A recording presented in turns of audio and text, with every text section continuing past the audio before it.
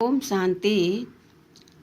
श्राद्ध में तर्पण, अर्पण व ब्रह्मा भोजन का क्या महत्व है, आइए समझते हैं। कहा जाता है कि इस पितृपक्ष में जो लोग पितरों को संतुष्ट, संपन्न, खुश रखने के लिए यह नियम अपनाते हैं, तो वो काला तिल लेकर नदी में गहरे पानी में जाकर सूर्य की तरफ मुँह करके यह तर्पण देते हैं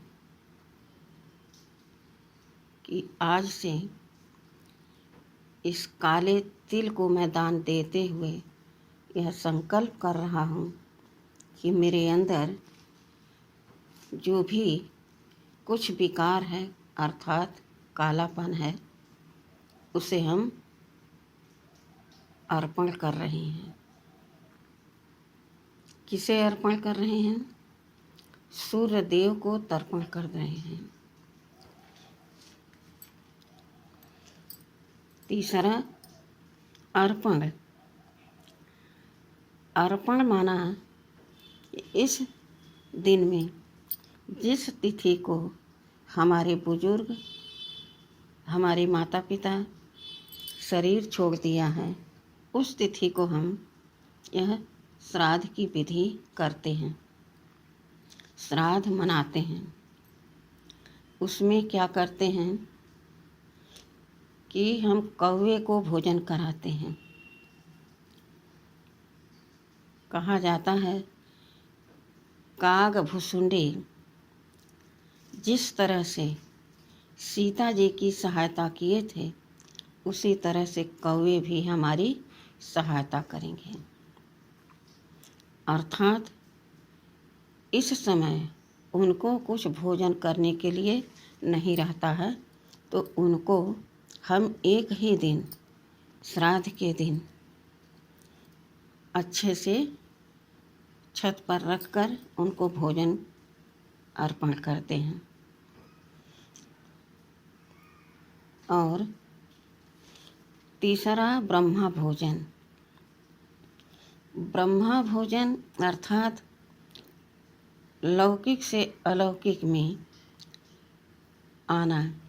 जो ब्राह्मण अलौकिक है, हम विधि विधान से ब्रह्मा भोग बनाते हैं।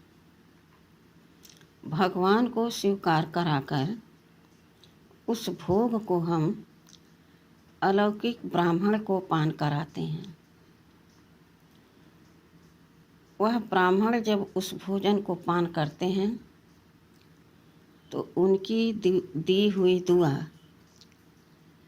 बहुत शक्तिशाली होकर हमको शक्तिशाली बनाती है। अर्थात हमारे अंदर वह एनर्जी दुआ की आती है और हम एकदम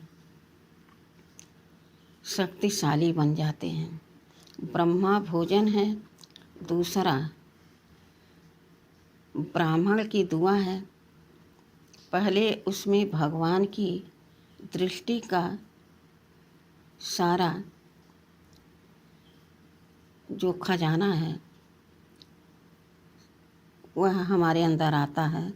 भगवान हमारी मदद करते हैं कि बच्चा मेरे लिए भोग बनाया है, तो इसको ऐसा आशीर्वाद दें कि हमेशा मेरे लिए भोग बनाए, अर्थात मेरी श्रीमत पर चले। और जब साथ ही साथ हम ब्राह्मण को भोग कराते हैं स्वीकार, तो वह ब्राह्मण भी हमें दुआ देते हैं। यह महत्व है श्राद्ध में अर्पण, तर्पण और ब्रह्मा भोजन का महत्व। आशा करती हूँ कि सभी को समझ में आ जाएगा वीडियो को सुनने से। जरूर अपने अंदर धारण कर इस समय कर्म में लाएंगे और वही सुख, शांति, आनंद, प्रेम का अनुभव करेंगे जो हमने किया है। अच्छा, ओम शांति।